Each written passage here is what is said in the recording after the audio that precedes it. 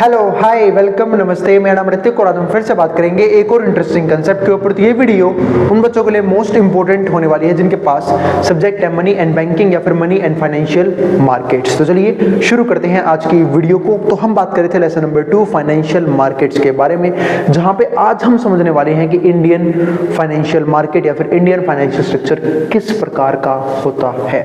ठीक है, तो शुरू करते हैं आज का टॉपिक। और इस कंप्लीट सीरीज के नोट्स भी ऑलरेडी प्रिपेयर हो चुके हैं with important question answer PDF. जिन बच्चों को नोट्स परचेज करने हैं वो इस नंबर पर जाए 9667836000 पे व्हाट्सएप करके नोट्स भी ले सकते हैं। अब कंसेप्ट चालू करते हैं। तो हम जहाँ पे बात कर रहे थे किसके बारे में, मनी एंड बैंकिंग के बारे में। यहाँ पे लेसन नंबर 2 था फाइनेंशियल मार्केट। तो अब हमें समझना है एक तो structure of Indian financial system कैसा है, दूसरा जो हम समझेंगे वो क्या समझेंगे, components of formal financial system. तो ये कंप्लीट टॉपिक जो है वो हमें इस वीडियो के अंदर देखना है। तो वीडियो थोड़ी सी लेंथी होगी क्योंकि इस कंप्लीट वीडियो में जो है ना हम इस पूरे टॉपिक को भी समझ लेंगे, साथ साथ इस चैप्टर को फिनिश भी कर देंगे, क्योंकि इसके बाद हम चलेंगे लेसन नंबर 3 के ऊपर। ठीक है, तो भाई थोड़ा सा धैर्य बनाए रखना और वीडियो को कंप्लीट देख के जाना। अब हम शुरू करते हैं टॉपिक। तो पहले समझते हैं इंडियन फाइनेंशियल सिस्टम का स्ट्रक्चर किस प्रकार का है। तुम सब जानते हैं जो फाइनेंशियल सिस्टम है, ठीक है, वो सिर्फ किसी एक फाइनेंशियल इंस्टीट्यूशन से नहीं बना हुआ, वो सिर्फ कंपनी से नहीं बना हुआ, वो सिर्फ इंडिविजुअल से नहीं बना हुआ। यहाँ पे पूरा स्ट्रक्चर बना हुआ है अलग अलग फाइनेंशियल इंस्टीट्यूशन का, चाहे वो आरबीआई हो, अदर कमर्शियल बैंक हो, दूसरे फाइनेंशियल इंस्टीट्यूशन हो जिसको हम क्या बोलते हैं नॉन बैंकिंग फाइनेंशियल इंस्टीट्यूशंस, या फिर इंडिविजुअल हो, कॉर्पोरेट कंपनीज हो, और साथ साथ रेगुलेटरी बॉडीज जैसे कि सेबी, वो सब जो है वो हमारे इस इंडियन फाइनेंशियल सिस्टम का पार्ट बनता है। और हमें ये सारे टॉपिक ही समझने पड़ेंगे कि स्ट्रक्चर में किस प्रकार का रोल रहता है। अब अगर हम यहाँ पे समझें तो structure of financial system in India can be broadly categorised into formal और इनफॉर्मल, जहाँ पे हम दो कैटेगरीज की मेन बात करते हैं, एक तो फॉर्मल कैटेगरी की, दूसरा इनफॉर्मल और या फिर हम क्या बोलते हैं अनऑर्गेनाइज्ड सेक्टर की। क्योंकि फाइनेंशियल इंस्टीट्यूशन की जब हम बात करते हैं, चलो एक चीज समझते हैं। अगर हम सबसे मेन काम देखें किसी भी फाइनेंशियल इंस्टीट्यूशन का, वो क्या होता है कि जिनके पास भी सरप्लस अमाउंट है उनसे वो पैसा लेना, जिनके पास भी डेफिसिट में अमाउंट है फिर जिनको उस अमाउंट की जरूरत है उनको वो प्रोवाइड करना, है ना। ये काम क्या होता है, मेन काम होता है किसी भी फाइनेंशियल इंस्टीट्यूशन का। जैसे जब हम बात करते हैं स्टॉक मार्केट की या फिर फाइनेंशियल मार्केट की, वहां भी तो यही होता है। वहां पे जो स्टॉक मार्केट है वो करती क्या है, वो जो लोग हैं जिनके पास सेविंग्स में या फिर सरप्लस में अमाउंट रखा हुआ है उनसे पैसा लेती है और कंपनीज को वो अमाउंट प्रोवाइड कर देती है ताकि वो अपने बिजनेस को एक्सपेंड कर पाएं या फिर अपने बिजनेस के अंदर एडवांस इक्विपमेंट वगैरह जो भी चीज के लिए, जिस भी पर्पस के लिए उस पैसे को यूज करना चाहते हैं उन्हें पैसा प्रोवाइड कर दिया जाता है। तो ये क्या होता है, मेन काम होता है फाइनेंशियल इंस्टीट्यूशन का। लेकिन आपने देखा होगा कि यहाँ पे सिर्फ फॉर्मल सेक्टर काम नहीं कर रहे होते, इनफॉर्मल सेक्टर भी काम कर रहे होते हैं। जैसे फॉर एग्जांपल जब एक सिंगल इंडिविजुअल को या फिर किसी भी इंडिविजुअल को कभी पैसा उधार लेना होता है तो दो जरिए होते हैं, या तो फॉर्मल सेक्टर्स के पास जाए। अब फॉर्मल सेक्टर में रास्ते क्या होंगे कि भाई वो अपना क्रेडिट कार्ड इशू करवा सकता है, क्रेडिट कार्ड पे लोन ले सकता है, या फिर बैंक के पास डायरेक्टली जाके बैंक से लोन ले सकता है। तो वो सब क्या हो गए उसके लिए, वो फाइनेंशियल इंस्टीट्यूशन जो फॉर्मल सेक्टर का पार्ट है। लेकिन कई बार हम लोग जो है ना वो उधार पे लेते हैं पैसा अपने दोस्तों से, रिलेटिव से, नेबर से, तो वो सब किसका पार्ट बनते हैं, इनफॉर्मल सेक्टर का पार्ट बनते हैं। तो यानी कि हम कह सकते हैं कि कभी भी किसी भी पर्सन को या फिर किसी भी ऑर्गेनाइजेशन को अगर फंड की जरूरत होती है तो उसके लिए दो तरीके होते हैं, फॉर्मल सेक्टर भी होता है और इनफॉर्मल सेक्टर भी होता है। और दोनों को हम यहाँ पे समझेंगे क्योंकि मेनली हमने पूरे फाइनेंशियल स्ट्रक्चर को, पूरे फाइनेंशियल सिस्टम को दो ही पार्ट में डिवाइड कर रखा है, फॉर्मल सिस्टम और इनफॉर्मल सिस्टम। इसके बाद हमारे पास अगला पॉइंट क्या आता है, the formal sector falls under the jurisdiction of entities like Ministry of Finance। अब जो फॉर्मल सेक्टर है उसका पार्ट कौन कौन से होंगे, मिनिस्ट्री ऑफ फाइनेंस हो सकता है, MOF, and the Reserve Bank of India जिसको हम क्या बोलते हैं RBI, यानी कि बैंकर्स बैंक या फिर गवर्नमेंट्स बैंक बोलते हैं हम इसे। इसके अलावा the security and exchange board of India जिसको हम क्या बोलते हैं, सेबी बोलते हैं, एंड अदर रेगुलेटरी बॉडीज। इसके साथ जो दूसरी रेगुलेटरी बॉडीज हैं वो भी इसका पार्ट बनती हैं। On the other hand informal sector comprises. इसके अलावा जो हमारा इनफॉर्मल सेक्टर है वो क्या होता है वो समझते हैं। इनफॉर्मल सेक्टर में कौन से पॉइंट आएंगे, अब यहाँ पे 4 पॉइंट है जो हमें समझने पड़ेंगे इनफॉर्मल सेक्टर के लिए। पहला क्या आता है, इंडिविजुअल मनी लेंडर्स, यानी कि कुछ पर्सन जो है ना वो इसी चीज का काम करते हैं कि उन्हें पैसे को उधार पे देते हैं और बदले में क्या लेते हैं, ब्याज लेते हैं लोगों से। इसलिए आपने देखा होगा कि जनरली अनऑर्गेनाइज सेक्टर जो है ना वो अच्छा नहीं होता लोन लेने के लिए, क्योंकि वहाँ पे एक पर्सन को हायर इंटरेस्ट पे करना पड़ता है, यानी कि बहुत ज़्यादा ब्याज देना पड़ता है अपने पैसों के लिए। तो वही चीज़ यहाँ पे है, individual money lenders including neighbours, जिसमें लेबर भी इंक्लूड होते हैं, इसके अलावा रिलेटिव्स भी इंक्लूड होते हैं, लैंडलॉर्ड इंक्लूड होते हैं, ट्रेडर्स इंक्लूड होते हैं, एंड स्टोर ओनर्स भी क्या होते हैं यहाँ पे इंक्लूड होते हैं। इसके बाद दूसरा पॉइंट हमारे पास यहाँ पे क्या आता है, कलेक्टिव ग्रुप्स। कई बार कलेक्टिव ग्रुप भी होते हैं जिसको हम समझेंगे। पहले एक बार ना वापस मैं आपको ऊपर वाला पॉइंट क्लैरिफाई कर देता हूँ। देखो नेबर सबको पता है, रिलेटिव सबको पता है। जब हम लैंडलॉर्ड की बात करते हैं, आपने देखा होगा जब हम हिस्ट्री पढ़ते हैं तो वहाँ पे जो लैंडलॉर्ड्स हैं उन्होंने किस लेवल पे छोटे मोटे फार्मर्स को एक्सप्लॉइट किया था, सिर्फ उधार के दम पे एक महंगा इंटरेस्ट रेट डिटरमाइन करना या फिर एक महंगा इंटरेस्ट रेट मांगना, जिसकी वजह से जो कुछ फार्मर्स हैं वो सिर्फ और सिर्फ इंटरेस्ट के चक्कर में या फिर डेट ट्रैप में फंस के रह जाते थे। तो वो सब दिक्कतें मैंने देखी थी। इसके अलावा ट्रेडर्स भी होते हैं और स्टोर ओनर्स, ये सब जो है ना कहीं क्या करते हैं, इनफॉर्मल फाइनेंस सेक्टर का पार्ट बनते हैं, फाइनेंशियल सेक्टर का पार्ट बनते हैं। दूसरा पॉइंट क्या आता है, collective groups operating as funds. Collective group जो है ना वो भी कई बार फंड को ऑपरेट करती हैं। देखो इसमें समझाता हूँ आपको। कई बार क्या होता है, कलेक्टिव फंड का मतलब यहाँ पे क्या है कि हम सब जो है ना अपने आसपास कुछ सोसाइटी क्रिएट कर लेते हैं, कुछ सोसाइटीज बना लेते हैं। मतलब कुछ लोग मिल गए, उन्होंने क्या कर लिया, अपना जो भी मंथली सेविंग है वो किसी एक पर्सन के पास इन्वेस्ट करना शुरू कर दिया, ठीक है। और ऐसा इसलिए करते हैं ताकि जब भी उस पैसे की जरूरत पड़े तो कोई भी, मतलब मान लो कि जो लोग उस सोसाइटी के मेंबर हैं उनमें से किसी को भी अगर पैसे की नीड है तो वो वहाँ से पैसा ले सकता है, वो भी बिल्कुल रिजनेबल इंटरेस्ट रेट पे, है ना, मार्केट रेट से बहुत ही कम इंटरेस्ट रेट पे। तो ये एक तरह से क्या बन जाता है, एक तरह से ग्रुप बन जाता है लोगों का जिसके जरिए फंडिंग हो सकती है। तो वही चीज यहाँ पे है, collective groups operating as funds और एसोसिएशन, जहाँ पे वो लोग फंड्स को ऑपरेट भी करते हैं और एसोसिएशन की फॉर्म में भी काम करते हैं, which operate according to their own set of rules, जहाँ पे वो अपने रूल्स खुद बनाते हैं। जैसे कि फॉर एग्जाम्पल एक डेट डिटरमाइन कर ली कि आपको इस डेट तक आपकी जो भी सेविंग्स है उसका जो भी हिस्सा आपको पे करना है, ठीक है, वो आप पे कर सकते हो और उसकी डेट फिक्स रहेगी। अगर आपने उस डेट के बाद पेमेंट करी तो आपके ऊपर फाइन लगाया जाएगा। इसके अलावा जो भी पैसा लेना चाहता है उसे पहले ही बताना पड़ेगा कि भाई इस महीने का पैसा जो है जो भी करेक्ट होके आएगा वो फंड हमें चाहिए। वो सब चीजें जो है ना, वो रूल्स जो है वो अपने आप ही इजीली डिटरमाइन किए जाते हैं। और हम सब कहीं ना कहीं ऐसे ग्रुप का पार्ट जरूर होते हैं अगर हम एक अच्छी सोसाइटी में रह रहे हैं तो, which operate according to their set of rules and go by names, और वो नेम्स के हिसाब से होता है, such as fixed fund, association and saving club. अब अगर फिक्स्ड फंड एसोसिएशन बन गया, कोई सेविंग क्लब बन गया, ये कुछ तरीके होते हैं किसके, इनफॉर्मल सेक्टर के। इस आपने देखा होगा कि बहुत से लोग कमिटीज भी रन करते हैं इन सब चीज़ों के लिए, जो कि एक इनलीगल चीज़ भी है, क्योंकि अगर कोई पर्सन उसमें से या फिर जिसके पास सारा फंड अगर वो पैसे लेके भाग जाता है तो उसको लेके हम कोई भी क्लेम नहीं कर सकते हैं, वो दिक्कतें आ सकती हैं। इसके बाद हमारे पास अगला पॉइंट क्या आता है, तीसरा पॉइंट क्या है, partnership firms. Partnership firm involve होती है and local bank financial intermediaries. कई बार क्या होता है, जो पार्टनरशिप फर्म है इन्वॉल्विंग लोकल ब्रोकर, जिसमें लोकल ब्रोकर्स हैं, और इसके अलावा pawn brokers and non bank financial intermediaries, यानी कि ऐसी इंटरमीडियरीज जिसका बैंकिंग से कोई रिलेशन नहीं है, like finance, investment and chit fund companies. बहुत सारी चिट फंड कंपनीज भी होती है, आपने ये सुना होगा ना, बहुत से लोग जो है वो चिट फंड कंपनी या फिर लॉटरी सिस्टम को यूज करके लोगों को क्या करते हैं, एक्सप्लॉइट करते हैं, है ना। फॉर एग्जाम्पल कि बहुत सारे लोगों से पैसा ले लिया, उस टोटल अमाउंट का जो भी इकट्ठा हुआ है उसमें से 10% के ऊपर कोई इनाम सेटअप कर दिया और बाकी पैसा खुद लेके भाग जाते हैं। ऐसे बहुत से चिट फंड कंपनीज भी ये काम करती है। तो ये एक पॉइंट आता है किसका, इनफॉर्मल फाइनेंशियल सेक्टर का। फिर फोर्थ पॉइंट क्या आता है, एक मिनट रुकना, आप कुछ नीचे का दिख नहीं जाऊंगा, ठीक है, वैसे मैं नीचे बाद में कैमरा कर दूंगा, आप वो तब देख लेना, बस मैं अभी समझाता हूँ। ये लिखा क्या है, in India the expansion of banking services.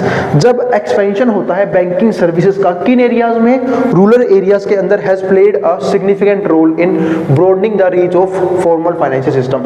क्योंकि पहले देखा होगा आपने कि जो लैंडलॉर्ड थे ना, वही एक जरिया था किसानों के लिए या फिर स्मॉल फार्मर्स के लिए कि वो लोन ले पाए। लेकिन जैसे जैसे बैंकिंग सिस्टम एक्सपैंड हुआ अर्बन एरिया से रूरल एरियाज की तरफ, जैसे पोस्ट ऑफिसेज बनाए गए, ठीक है, पोस्टल बैंक्स बनाए गए या फिर अदर बैंकिंग सिस्टम डेवलप किए गए विलेज में भी, रूरल एरियाज के अंदर भी, तो कहीं ना कहीं इन जो लैंडलॉर्ड का रोल था ना वो खत्म हो गया। क्योंकि गवर्नमेंट को भी इतनी लग गया था कि लैंडलॉर्ड जो है ना वो जरूरत से ज्यादा किसानों को एक्सप्लॉइट करते हैं, महंगे इंटरेस्ट रेट पे पैसा देते हैं, फिर बदले में ब्याज भी लेते हैं, प्रिंसिपल भी चुकवाते हैं, और अगर बाई चांस कोई ऐसा किसान है जो ब्याज नहीं चुका पा रहा, लोन नहीं चुका पा रहा, तो उसकी जमीन भी जब्त कर लेते थे, है ना। तो ये सब दिक्कतें जो है ना वो कहीं ना कहीं छोटे मोटे फार्मर्स को फेस करने को मिलती थी। उसी से बचने के लिए गवर्नमेंट ने बैंकिंग सिस्टम को रूरल एरियाज में भी एक बहुत बड़े लेवल पे एक्सपेंड किया और मोटिवेट किया लोगों को कि वो बैंक्स को यूज करें अपने फाइनेंशियल नीड्स के लिए, ना कि इन फालतू के लैंडलॉर्ड्स को यूज करें, ठीक है। तो ये एक अच्छा सिस्टम बन गया था हमारे पास यहाँ पे। तो ये बना हमारा फोर्थ पॉइंट, जिसमें हमने इनफॉर्मल सेक्टर को खत्म करने की बात की। क्योंकि इनफॉर्मल सेक्टर हमेशा बढ़िया हो जरूरी नहीं है, वो डिपेंड करता है सोसाइटी टू सोसाइटी। जैसे मैंने आपको बताया था ना कि बहुत सारे सोशल ग्रुप्स बन जाते हैं, वो तो कई बार अच्छा भी साबित होते हैं, क्योंकि वो लोग अपनी नीड्स के लिए खुद ही अपना एक ग्रुप बना लेते हैं, जिसके जरिए वो उस फंड को, जहाँ पे भाई सोसाइटीज में होता क्या है, या तो आपके नेबर्स उस सोसाइटी का पार्ट बनेंगे या फिर कुछ रिलेटिव्स आपके उस सोसाइटी का पार्ट बन सकते हैं, जिसके जरिए होता क्या है, हम एक मार्केट से कम इंटरेस्ट रेट पे पैसा हमें इजीली मिल जाता है, और जो बाकी पर्सन है जो उसमें अपना सेविंग डाल रहे हैं, जो लास्ट में पैसा लेते हैं, उन्हें ब्याज मिल जाता है। तो ये हमने बात की किसके बारे में, इनफॉर्मल सेक्टर के बारे में। अब समझते हैं components of formal financial system, यानी कि इस वीडियो का मोस्ट इंपॉर्टेंट पार्ट। और ये सिर्फ पहला देख के मत चौंक जाना, अभी और भी बहुत कुछ पढ़ना है। यहाँ बोलो कि भैया आप तो कहते वीडियो काफी लेंथी बनेगी, वीडियो सही में लेंथी बनेगी, क्योंकि हमें यहाँ पे 4 कंपोनेंट है ना, देखो 4 कंपोनेंट कौन कौन से हैं। फॉर्मल फाइनेंशियल सिस्टम के 4 सेगमेंट्स हैं या फिर 4 कंपोनेंट्स हैं। दीज आर फाइनेंशियल इंस्टीट्यूशंस, पहला पार्ट ये आता है कि भाई फाइनेंशियल इंस्टीट्यूशंस है कौन कौन से। दूसरा फाइनेंशियल मार्केट्स, ये हम डिस्कस करेंगे फाइनेंशियल मार्केट कौन कौन से हैं। तीसरा फाइनेंशियल इंस्ट्रूमेंट्स, ये कौन कौन से हैं। और चौथा फाइनेंशियल सर्विसेज कौन कौन सी है। तो ये कुछ टॉपिक्स हैं जो हमें डिस्कस करने हैं, कुछ चीजें जो हमें डिस्कस करनी है, ठीक है। एक एक करके समझते हैं। सबसे पहले आते हैं पहले पॉइंट, यानी कि फाइनेंशियल इंस्टीट्यूशंस के ऊपर। अब फाइनेंशियल इंस्टीट्यूशंस यहाँ पे है क्या वो देखते हैं। These intermediaries serve to gather savings, तो ये जो है ना वो इंटरमीडियरी की तरह काम करती है। क्योंकि मैंने आपको मेन समझाया था कि मेन फाइनेंशियल इंस्टीट्यूशन का काम ही क्या होता है कि वो जो भी सरप्लस में अमाउंट है जिन भी लोगों के पास है वहां से पैसे इकट्ठा करना, और जिन लोगों को उस पैसे की नीड है वहां तक वो पैसा पहुंचाना, यानी कि एक तरह से इंटरमीडियरीज की तरह पे वो एक इंपॉर्टेंट रोल प्ले करते हैं। तो these intermediaries serve to gather savings, तो ये सेविंग्स लेते हैं and facilitate the efficient distribution of fund, और उसी फंड को यूज करते हैं डिस्ट्रीब्यूशन के लिए कि उन लोगों में जिन लोगों को उस फंड की जरूरत है। Financial institutions are categorised into banking and non banking entities, इसके अंदर बैंकिंग सिस्टम भी आएगा और नॉन बैंकिंग सिस्टम यानी कि नॉन बैंकिंग एंटाइटीज भी इसका पार्ट बनेंगी।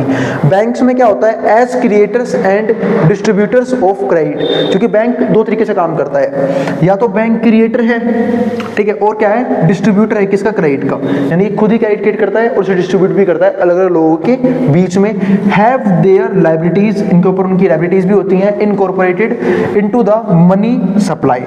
Unlike non banking financial institution, अगर हम नॉन बैंकिंग फाइनेंशियल इंस्टीट्यूशंस को देखें, whose liabilities may not be included, उनके पास लायबिलिटी इंक्लूड नहीं होती, बट वो फिर भी एक तरह से लोन प्रोवाइड करते हैं। जैसे आज आप देखोगे बजाज फिनसर्व हो गया, HDFC फाइनेंशियल सर्विसेज हो गई, other financial, Muthoot gold loan हो गया, ये सब चीजें क्या करती हैं, ये सब लोन प्रोवाइडर्स होते हैं जो लोगों को चीप इंटरेस्ट रेट पे या फिर प्रॉपर्टी के बेस पे कहते हैं लोन प्रोवाइड करते हैं।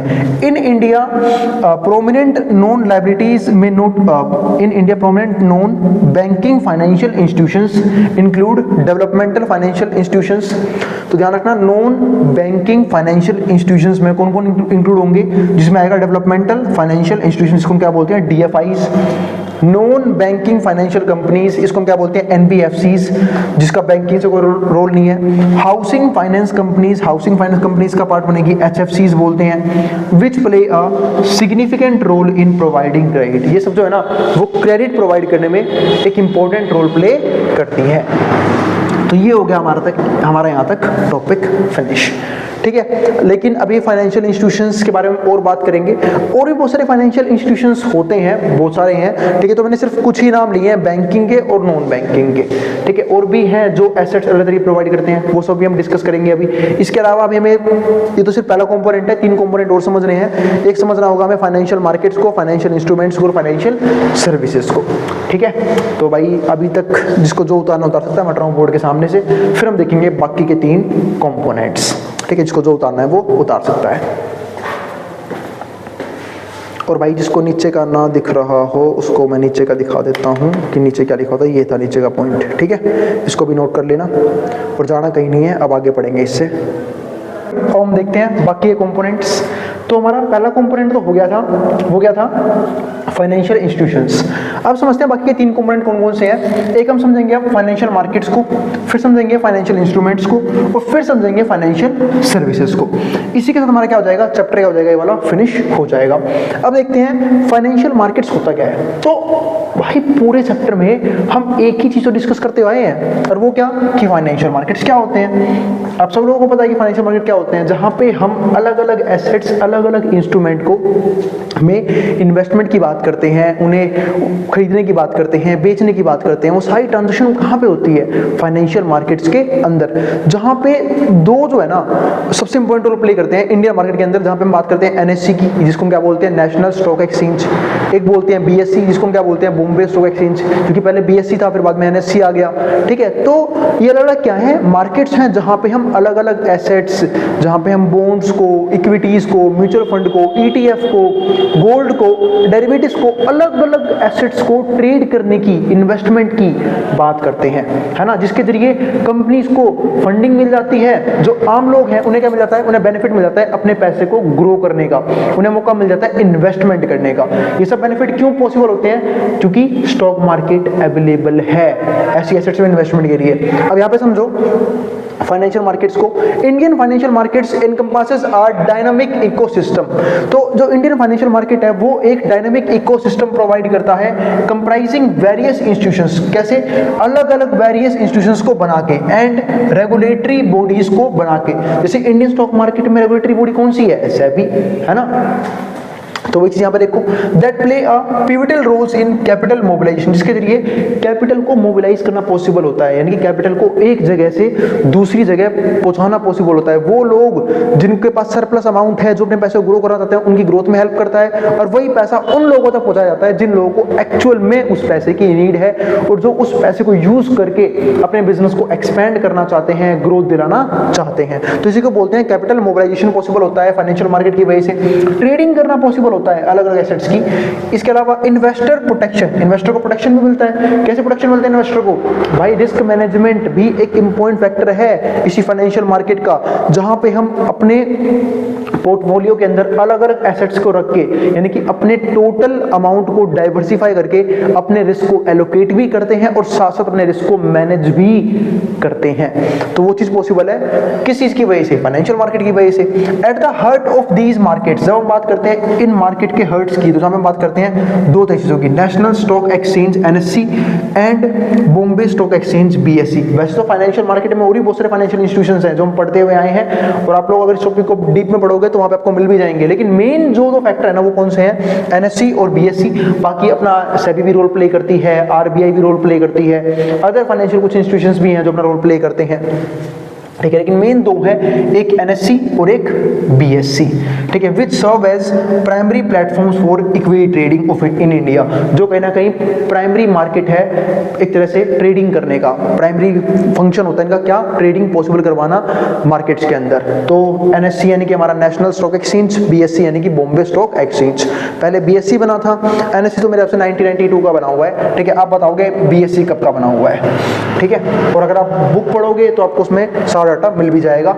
इसके अलावा 2 मेजर इंस्टीट्यूशंस और हैं, आरबीआई एक अलग ही लेवल का फाइनेंशियल इंस्टीट्यूशन है, ठीक है, क्योंकि भाई सब कुछ वही संभाल रहा है। इसके अलावा सेबी जो क्या करती है, इसी स्टॉक मार्केट को, जो एनएससी है और जो बीएससी है, इसके अंदर किसी प्रकार की दिक्कतें ना हो, रिटेल ट्रेडर एक्सप्लॉइट ना हो, किसी प्रकार की धांधली ना हो, वो सब देखना काम किसका है, सेबी का है। यानी कि सेबी इस पूरी स्टॉक मार्केट को रेगुलेट करने का काम करती है, ठीक है। तो उम्मीद है आपको फाइनेंशियल मार्केट वाला पॉइंट तो पूरा क्लियर हो गया होगा। अब चलते हैं नेक्स्ट नेक्स्ट पॉइंट की तरफ, जहां पे हम डिस्कस करेंगे किसको, फाइनेंशियल इंस्ट्रूमेंट्स को।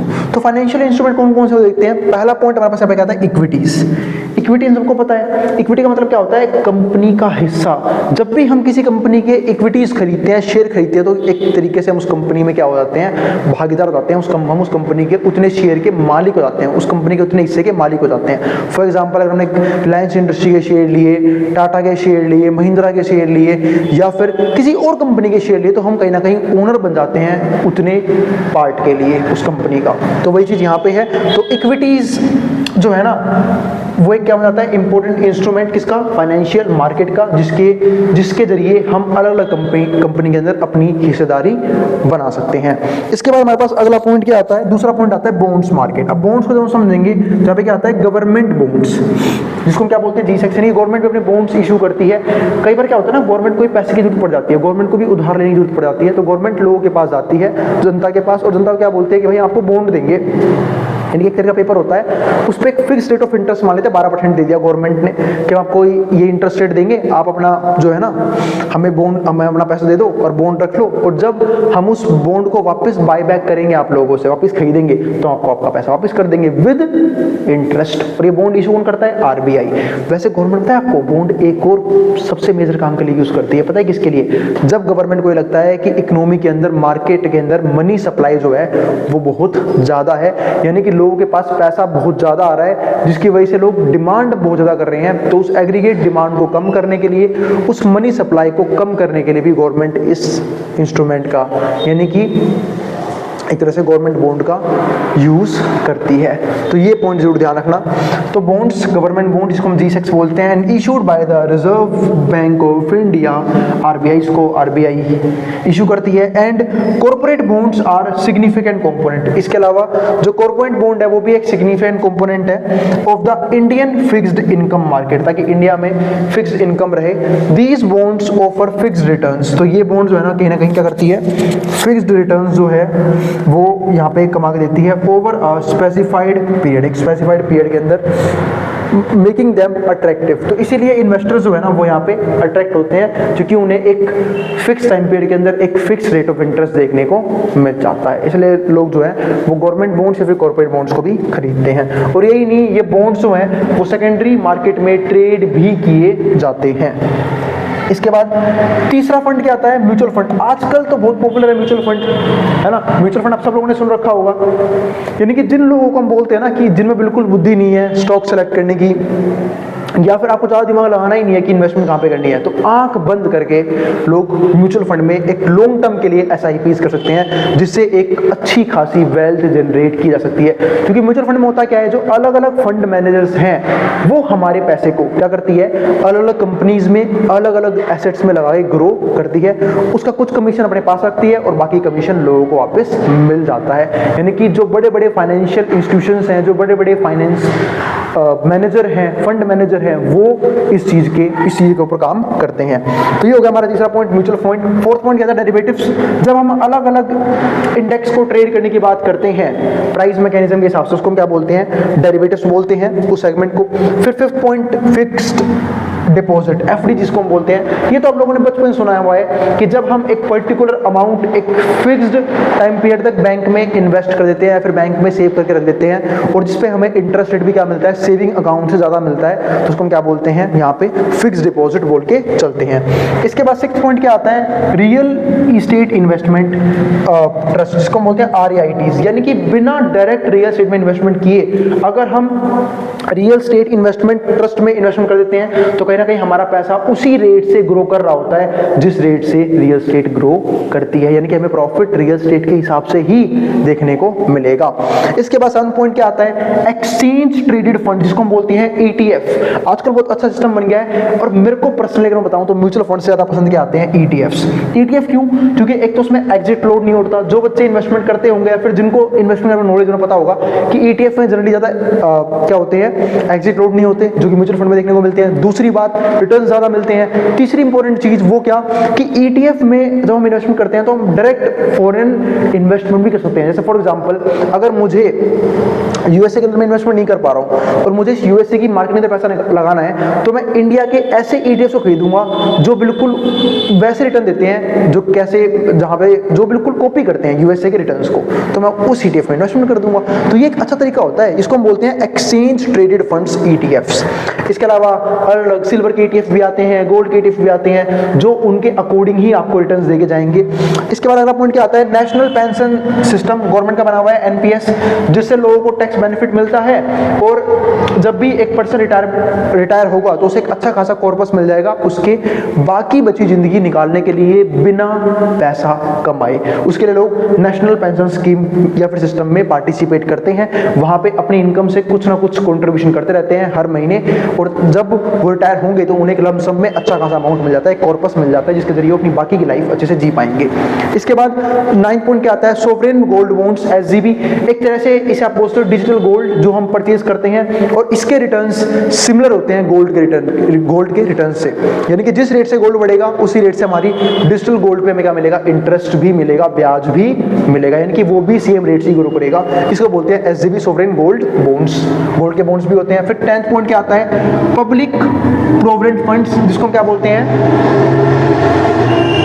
इसको हम बोलते हैं PPF, ठीक है, पब्लिक प्रोविडेंट फंड PPF। इस बात का मतलब ये होता है कि जब हम PPF की बात कर रहे हैं, पब्लिक प्रोविडेंट फंड की, तो यहाँ पे हम जो है ना वो क्या चीज़ करते हैं 10th पॉइंट में, एक तरह से जो लोग हैं हम सब जानते हैं वो अपना एक PF कटवाते हैं, खासकर जो प्राइवेट सेक्टर में लोग काम करते हैं वो अपना एक PF कटवाते हैं, इसको हम क्या बोलते हैं, प्रोविडेंट फंड, यानी कि जहाँ पे 2 कॉन्ट्रीब्यूशन होते हैं, एक तो एम्प्लॉयर का कॉन्ट्रीब्यूशन, एक एम्प्लॉयर कॉन्ट्रीब्यूशन, मतलब एम्प्लॉय की सैलरी से कुछ हिस्सा उसमें जमा होगा और एम्प्लॉयर भी अपना एक कॉन्ट्रीब्यूशन वहाँ पे देगा, और दोनों मिलकर एक अच्छा कॉर्पस बन जाता है लॉन्ग टर्म में, यानी कि रिटायरमेंट पे एक अच्छा अमाउंट लिया जा सकता है, या फिर कभी नीड होगी उस पैसे की तो भी उस पैसे को यूज कर सकते हैं, और उस पर एक अच्छा इंटरेस्ट रेट मिलता है, एक लॉक इन पीरियड होता है कि आप उसे जब मर्जी नहीं निकाल सकते, लॉक इन पीरियड होता है। इसके अलावा अगर रिटायरमेंट पे निकाल रहे हो अच्छा खासा कॉर्पस मिल जाएगा इन्वेस्टमेंट के जरिए, तो काफी बेनिफिट होते हैं PPF के भी, यानी कि पब्लिक प्रोविडेंट फंड के भी। इसके बाद समझते हैं फाइनेंशियल सर्विसेज को, कि फाइनेंशियल सर्विसेज किस किस प्रकार की होती हैं। तो ये 5 प्रकार की फाइनेंशियल सर्विस लिखी हुई है, जिसमें से पहला पॉइंट क्या आता है, फंड्स इंटरमीडिएशन। फंड्स इंटरमीडिएशन का मतलब पता है क्या होता है, कि जो फाइनेंशियल इंस्टीट्यूशंस हैं या फिर जो हमारा फाइनेंशियल मार्केट है, ये सब फंड इंटरमीडिएशन की तरह पे काम करते हैं, क्योंकि 2 जने हैं, एक सेवर यानी कि वो लोग जिनके पास सरप्लस में अमाउंट है जो अपने पैसे को इन्वेस्ट करना चाहते हैं, दूसरे बोरोवर्स जिनको सेम वही पैसे की जरूरत है, ठीक है, तो उनसे ब्याज लिया जाता है, मतलब इनको इन्वेस्टमेंट के रिटर्न्स मिलते हैं, इनसे ब्याज लिया जाता है और वो ब्याज इनमें ट्रांसफर होता है। यानी कि तरह से कह सकते हैं कि लोगों का पैसा कंपनीज में या फिर बोरोइंग के जरिए कंपनीज में लगाया जा रहा है, कंपनी ग्रो करती है, लोगों का पैसा ग्रो करता है, लोगों को इंटरेस्ट रेट की तरफ पे बेनिफिट भी मिलते रहते हैं, तो इसे बोलते हैं फंड्स इंटरमीडिएशन। यानी कि जो फाइनेंशियल इंस्टीट्यूशंस हैं वो फंड इंटरमीडिएशन का काम ही करती हैं, यानी कि वो लोग जिनको उस पैसे की नीड नहीं है, जिनके पास अच्छा खासा सरप्लस में अमाउंट रखा हुआ है, वो पैसा उनसे उठाया और जिनको जरूरत है वो पैसा बांट दिया, और बदले में क्या देती है, इनको इंटरेस्ट रेट देती है, इनको सेवर्स को, और बोरोवर से क्या लेते हैं, इंटरेस्ट लेती है। इसके बाद इसको आप सेवर बोलो चाहे बोलो लैंडर्स, इनके जो पैसा उधार पे देते हैं। इसके दूसरा पॉइंट क्या आता है, payments mechanism. By payment mechanism determine करना भी काम किनका होता है, फाइनेंशियल मार्केट के अंदर, है ना। जैसे कि आजकल आपने देखा होगा कि हम जो है घर बैठे बैठे जो मर्जी शेयर्स खरीद सकते हैं, डीमैट अकाउंट इजीली ओपन हो जाता है, ठीक है, हमारे अलग स्टॉक्स में अपना पैसा लगा सकते हैं, इन्वेस्टमेंट कर सकते हैं, उस पैसे ग्रो भी कर सकते हैं एक अच्छे इंटरेस्ट रेट पे। तो पेमेंट्स मैकेनिज्म अच्छा हो गया है कि अब डायरेक्ट बैंक को यूज करो, अपने ऑनलाइन पेमेंट करो, इलेक्ट्रॉनिक पेमेंट हो जाती है, ठीक है, सेफ भी होती है पेमेंट। ये सब काम किसका होता है, ध्यान रखना, ये सब काम फाइनेंशियल इंस्टीट्यूशन का ही काम होता है, ध्यान रखना। इसके बाद तीसरा पॉइंट क्या आता है, प्रोविजन ऑफ लिक्विडिटी। जब हम बात करते हैं ना प्रोविजन ऑफ लिक्विडिटी, भाई लिक्विडिटी एक बहुत इंपॉर्टेंट फैक्टर होता है जिसकी वजह से हम लोग एसेट्स में इन्वेस्टमेंट करते हैं, क्योंकि लिक्विडिटी का मतलब क्या होता है कि जब मर्जी चाहूं तो मैं उस पैसे को वापस अपने बैंक अकाउंट में ट्रांसफर कर सके यूज कर सकता हूं। तो वो मेंटेन होनी बहुत जरूरी है, क्योंकि सपोज करो हमने कहीं पे इन्वेस्टमेंट करी और उस पैसे में हमारा कंट्रोल ही नहीं है, जब हमें नीड है उस पैसे को हमारे काम ही नहीं आएगा, तो फायदा क्या है इससे इन्वेस्टमेंट करने का।